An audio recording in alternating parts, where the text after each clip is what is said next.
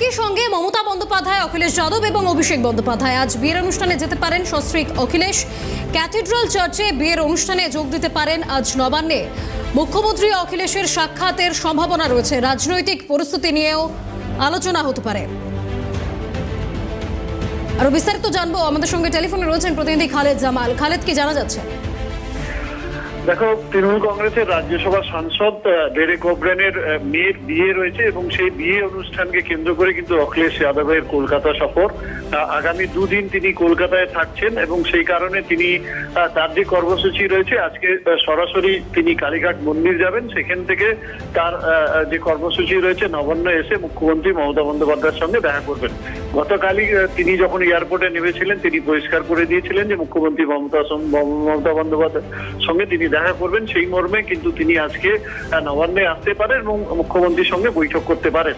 বৈঠকে যে একাধিক বর্তমান যে রাজনৈতিক পরিস্থিতি রয়েছে দেশের, সেটা নিয়ে একদিকে আলোচনা হতে পারে, অন্যদিকে আমরা জানি যে ইতিমধ্যে উত্তরপ্রদেশেও কিন্তু এসআইআর চলছে এবং সেখানেও কিন্তু প্রচুর মানুষের নাম বাদ গেছে। সেই সমস্ত পরিস্থিতি নিয়ে এসআইআর নিয়ে একদিকে আলোচনা হতে পারে। অন্যদিকে কিন্তু আমরা জানি যে আসন্ন যে বাজেট অধিবেশন রয়েছে, বাজেট অধিবেশনে বিরোধীদের যে রণকৌশল কি থাকবে সেই বিষয় নিয়েও কিন্তু আলোচনার সম্ভাবনা রয়েছে এই বৈঠকে।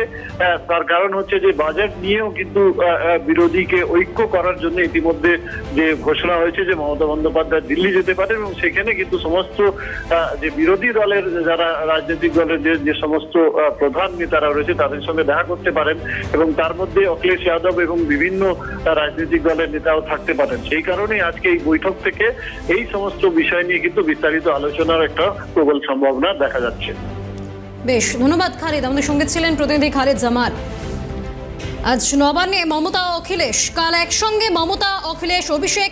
দুপুর 1টায় নবান্নে যাবেন অখিলেশ যাদব। রাজনৈতিক পরিস্থিতি নিয়ে আলোচনা হতে পারে। কালীঘাটের মন্দিরে পুজোও দেবেন তিনি। ক্যাথিড্রাল চার্চে বিয়ের অনুষ্ঠানেও যোগ দিতে পারেন তিনি।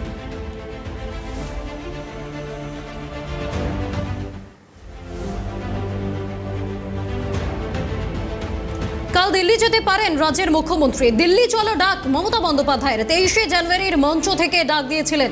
আগামীকাল থেকে শুরু সংসদের বাজেট অধিবেশন। দিল্লিতে সাংসদদের সঙ্গে করতে পারেন বৈঠক। আরো বিস্তারিত জানবো, আমাদের সঙ্গে টেলিফোনে রয়েছেন প্রতিনিধি রাজা সাহা। রাজা, দিল্লি চলো ডাক দিয়েছিলেন মমতা বন্দ্যোপাধ্যায়, আমরা গতকালই সেই ছবি দেখেছি। এবার দিল্লিতে সাংসদদের সঙ্গে এবার বৈঠকও করতে পারেন তিনি। ঠিক মূলত কি বিষয়ে বৈঠক তাদের? যেটা মনে করা হচ্ছে, আগামীকাল থেকে বাজেট অধিবেশন শুরু হচ্ছে সংসদে এবং সেই সংসদে বাজেট অধিবেশন নিয়ে সাংসদদের সঙ্গে একটি বৈঠক করতে পারেন দলনেত্রী মমতা বন্দ্যোপাধ্যায়। আমরা এখনো পর্যন্ত যেমনটা জানতে পারছি যে আগামীকাল বিকেলবেলাতেই দিল্লিতে যাওয়ার সম্ভাবনা তৃণমূল নেত্রী মমতা বন্দ্যোপাধ্যায়।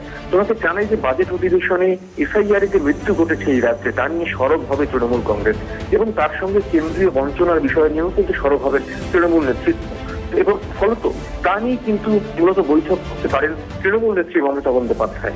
সূত্র মারফত যেমনটা জানা যাচ্ছে যে তৃণমূল নেত্রী মমতা বন্দ্যোপাধ্যায় তিনি আরো বেশ কয়েকটি গুরুত্বপূর্ণ কর্মসূচিও থাকতে পারে তার তালিকায়। সেই তালিকার মধ্যে নির্বাচন কমিশনের সঙ্গে সাক্ষাৎও করতে পারেন মমতা বন্দ্যোপাধ্যায় বলে পর্যন্ত সূত্র মারফত জানতে পারছি। বেশ রাজা, তুমি আমাদের সঙ্গে থাকো, আরেকটি আপডেট নিয়ে তোমার কাছে আমরা ফিরবো।